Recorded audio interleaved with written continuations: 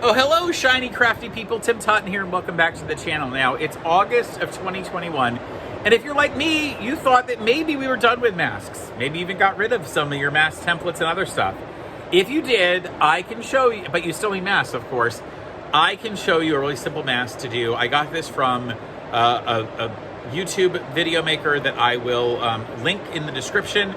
It has no words, it's just writing on a screen. So I thought I'd give you an actual tutorial, show you how to use it, and give you some ratings. This is the mask design. So it's a 3D mask, and actually, I've made versions of this before. If you look upstairs somewhere, you'll see a version that we made with this using our vertical pleat mask template. It's like an octagonal shape, a rectangle with corners cut out. I'm gonna show you how to make this one with just 2 rectangles of fabric, and you fold the corners to make these cute colored different things. I think it's great. So why don't you join me down here at the cutting table, and I'll show you what we need to do to get started. So this mask is actually really simple. It's a variation of other 3D mask designs, but you don't need a special template. So in fact, you could use one of the, we've shown a template you could use to make this, but I'm gonna make it without the template. It's gonna be fun. I need 2 pieces of a fabric, a back and a front, and you could of course put a middle layer in if you wanted to. And this is cut from my larger face, 9.5 by 7.5. And you could go up or down an inch or 2 if you want to make smaller ones, that's fine. I'm gonna use some white elastic. Of course, I use that grid to cut out those pieces. And then I'm gonna use these little toggles, little white ones, to make it easier for this elastic to adjust. And I'm gonna cut the elastic pieces about 10 inches long, because then I have adjustments. Actually, I'm gonna do 9.5. I'll use exactly the shape of this. And the reason this is good is that you could actually just cut it the same length as your fabric here, and it would give you an idea of how far you need to cut. I like the less measuring I have to do, the better, right? And I just like the symmetry that there's all this stuff similar size. So we'll set these aside, and then I'm gonna put the 2, now I wanna make sure that my waves go in the same direction, so that when I turn this thing in, flip it one side to the other. And then I'm gonna put them right sides together so that the wrong sides are facing out. And then I'm gonna sew, leaving a middle section open here at the bottom. So I'm gonna sew all the way around. And I'm gonna use a 1/4 inch seam allowance for me. Here's a really cool trick. If you have a mask that's just a little bit too big, and maybe you wanna make it smaller for someone's face, increase your seam allowances from a 1/4 inch to a 3/8 of an inch or a 1/2 inch. And that will bring the whole thing down. So if you did a 1/2 inch, it would make the entire thing a 1/2 inch shorter on height on your face, and a whole 1/2 inch smaller in the other direction as well. So let's take this to the sewing machine, and I'm gonna stitch, leaving an opening in the middle to turn it. I'm here at the sewing machine, and I am going to use just the width of my presser foot, which is right on the edge of the presser foot. And I will just go ahead and find a place where I want to start and end this. And I'm using the width of the presser foot to show me how far to go. And I back stitch here, and that's because when I go to turn that opening, I want to make sure that it's nice and strong, and I'm not going to rip out the edges. And we're really just making a big rectangle. Just going around the entire rectangle. This is one of the easiest masks I've ever sewn. It's that simple. It's not hard to do at all.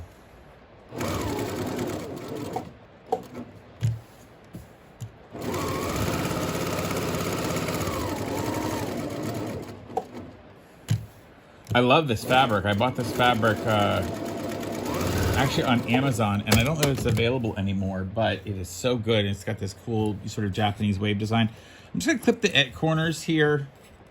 They don't have to be super sharp, but I just clip a little bit of that fabric off, so that when I go to turn this, it's not gonna be so much material trying to fit into that corner. So that's so far all of the waste we have are these little bits. And then I'm gonna turn this inside out at that opening there. So where that opening is, I will just go ahead and turn this whole thing inside out.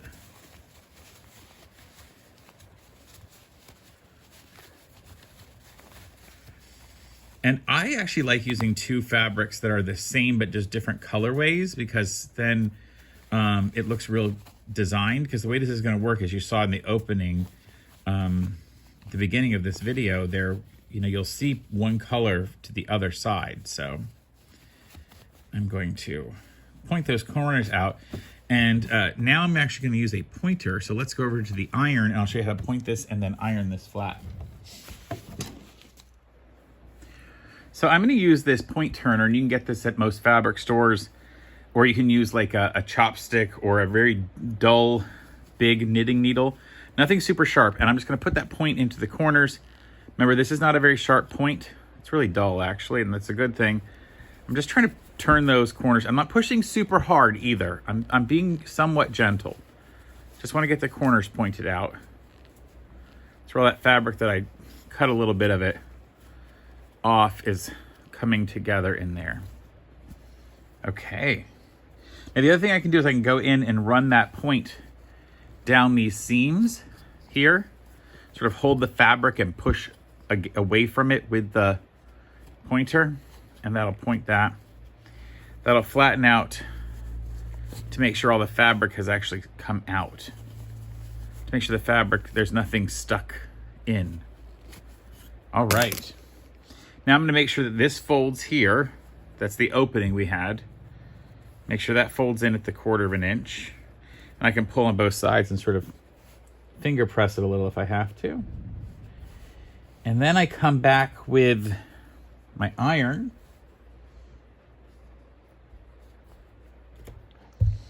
And just press it. And this has some steam in it. This is a great little iron by a company called Home Ever. And I actually bought this on Amazon, although I'm sure you can find it other places too.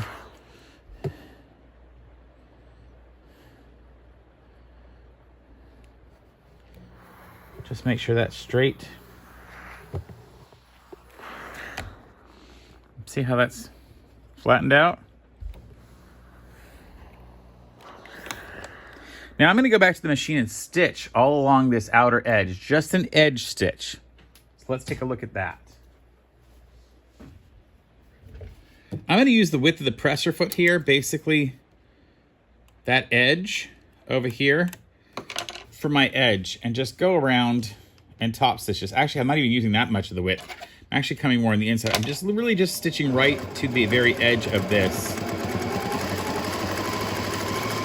just to get it stitched into place. And once I do this, I'll show you what that looks like. Now you can use a matching thread, something somewhat different. White would look good on this. A gold thread would look good because there's all the gold in here. I'd be careful about using blue or red because you have blue on one side, red on the other, and you kind of want to make sure that you can match both. I just use a black. It's real simple to use black. Black is sort of a universal thread color for some people, and it kind of disappears. And you'll see there that I put a black stitch along the entire edge and did the entire thing all around it. And that part is now done, and it's time to flip and fold this and go on to the next steps. All right, now I decide which side do I want to be the accent fabric. Do I want the accent to be blue on the red, or do I want the accent to be the red on the blue? And I think the red on the blue looks cooler. So I'll put the accent fabric straight down. And then I'm going to use a chalk pencil. You may hear the rain on the roof of my building. I'm not going to wait for it to stop raining to do a video, so you're going to hear the rain. I'm going to measure down 2 inches from each side, so using a little chalk pencil here.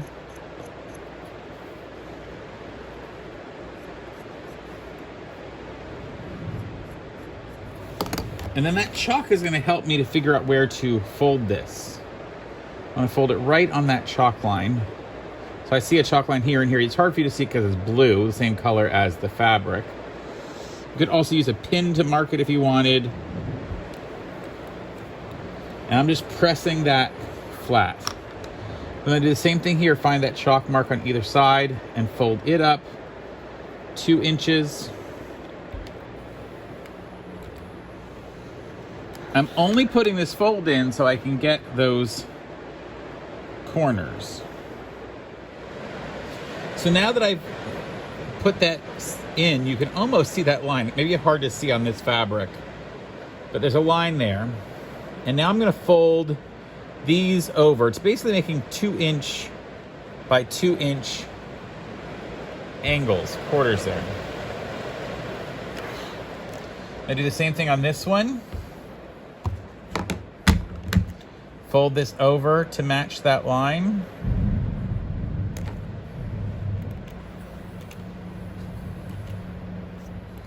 Fold this one up.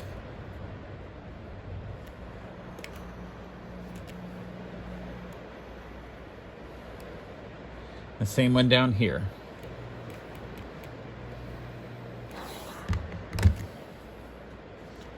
And there are those. So now that we have the 4 corners placed in, we're gonna fold it in place and put our elastics on. So our elastic is gonna go in the corners here. We're gonna hold them in there. And I'll bring it around. Same thing here. And remember, I cut my elastic a little wider than the other stuff because, a little longer, because I'm gonna put a toggle that will, I'm gonna put on a toggle that will hold, change the size of it for me. So, I'm gonna put, and actually, I'm gonna show you what I like to do with the elastic. I like to fold it in here. See what I did that? And then fold it back in so that later when this opens up, you won't see at all where that elastic, the end of it sticks out. So again, I open this up. I just tuck the elastic underneath there so you don't see it at all. Fold it over. And you can use a clip too. I use a pin, but you can use a clip if you want. All right, once I do the other one, I'll go to the sewing machine and show you how to sew around the entire outside of this.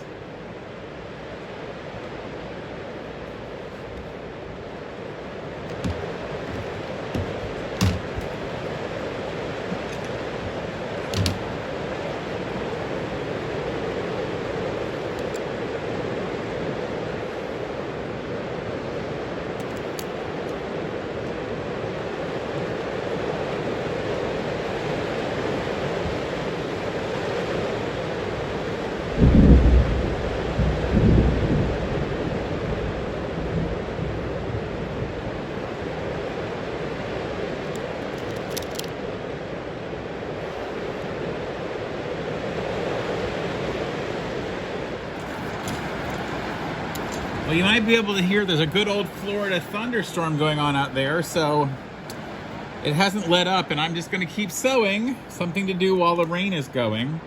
I'm just going to stitch around the entire piece, and I will start here where I have that pin. Take that pin out. And I'm kind of stitching over where I already had a little bit of stitching previously. Make sure my elastic gets through properly. I'm just edge stitching around the entire thing.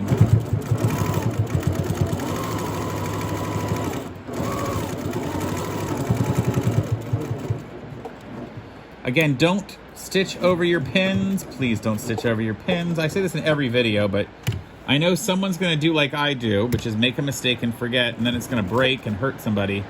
And I really don't want that on my conscience, so please don't stitch over your pins.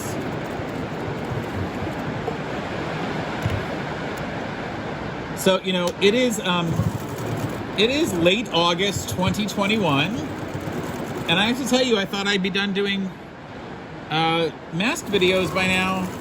I really thought I would be done, but I'm not, and I'm kind of glad I can show you some cool things. But wow, I really thought we would be done. All right, so we've got that done appropriately, and now my goal is to properly fold this back. And here's the interesting thing: you need to get this point right here to the top, but the way you do that, and you need to go perpendicular. So instead of just going like this, I'm not folding it back like that. I need to fold it up and get a bit of an angle so it is parallel with this line over here. So it needs to be 90 degrees from here. So I do that.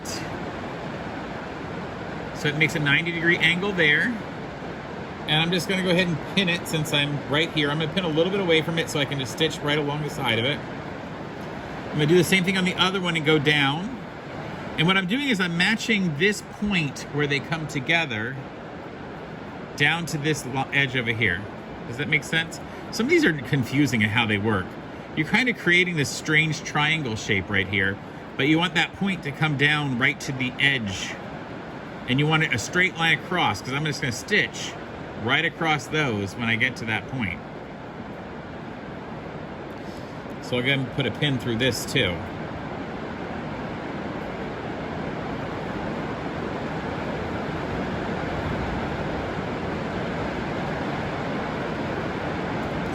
And I have to look and see if I'm doing this right.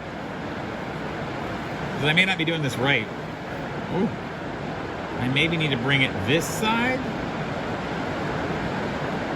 Oh, now I have to figure it out. No, it's definitely this one. Yeah, I was doing it the right way. I think. Am I doing it the right way? Huh.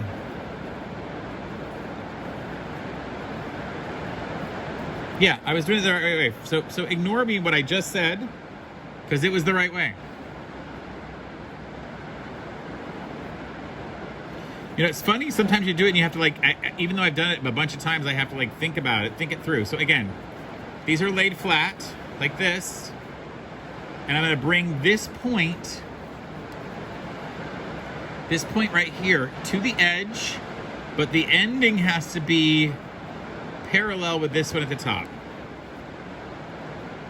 So see what I've done there? So that what I get at the end is a shape like that. It's one of the ones you definitely have to practice, play around with it, see what you think, make sure you've actually tried it a little bit. Now I have watched people do this where they they stitch. I've just lost my other pin, here we go. Where they stitch just this amount right here, just this little line here. Honestly, I don't know what's the difference between just going straight across and keep stitching down. All right, so what I'm gonna do is I'm gonna come along and start stitching up here at this point and just stitch straight down to the other end.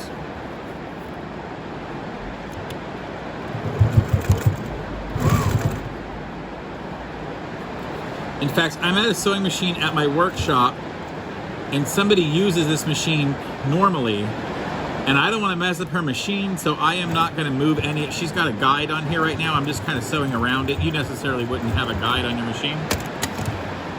So there you go. I have sewn through those two.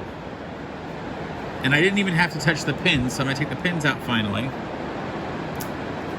And I'll go back to the other one, and now I'll sew along this straight across this level.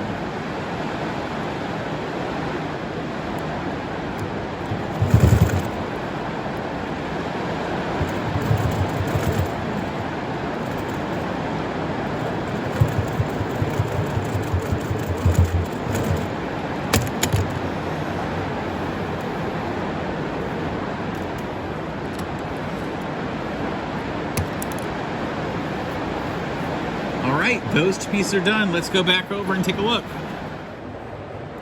All right, here is that mask that I just made, and I'm gonna go ahead and add the toggles to it. Now, if you haven't done these toggles before, let me show you how they work.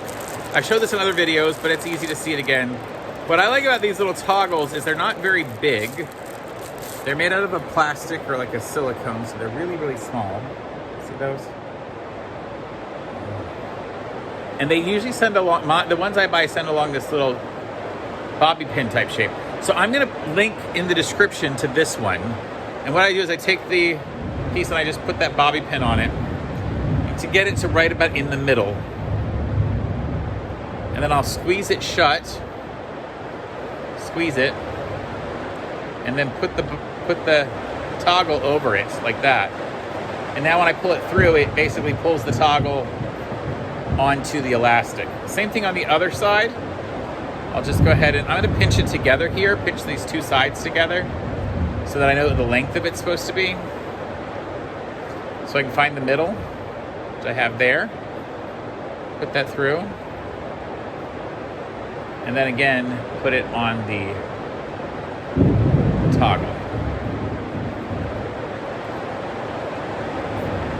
Ah, perfect. Now, this is very much like the other 3D masks we've made before. Gives you that shape of that. You can make this with one of our templates, with the vertical pleat mask template, and it'll give you that octagonal shape, or that, yeah, octagonal shape. Or you can do it this way where you don't have to, you can just measure a rectangle. So let me show you what it looks like on.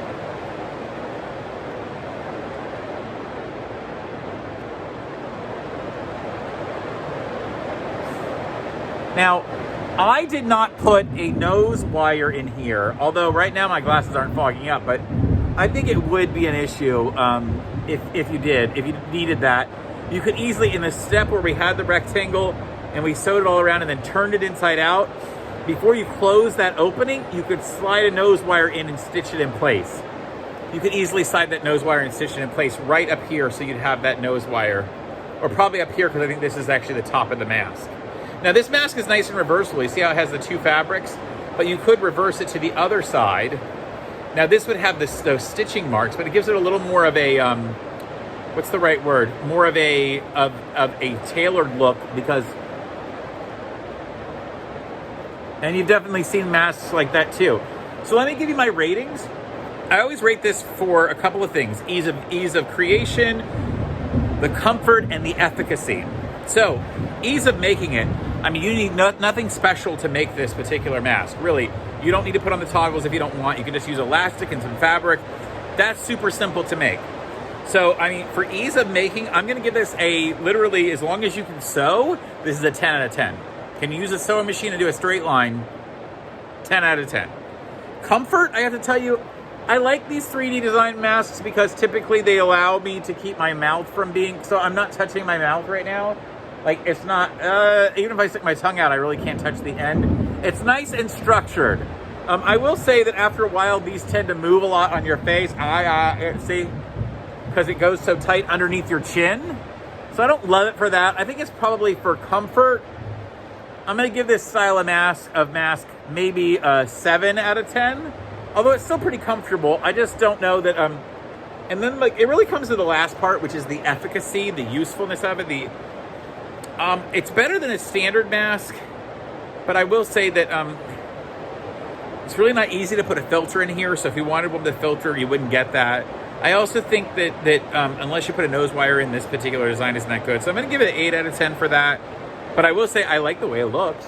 I like the design of it, and I like this multiple colors. So overall, a decent mask. Not my favorite of all the masks that I've created, but I will tell you, super easy. So if you need a fast mask, cute little 3D, this is the one to do. All right, y'all, until next time, please stay crafty and stay safe out there. Bye for now.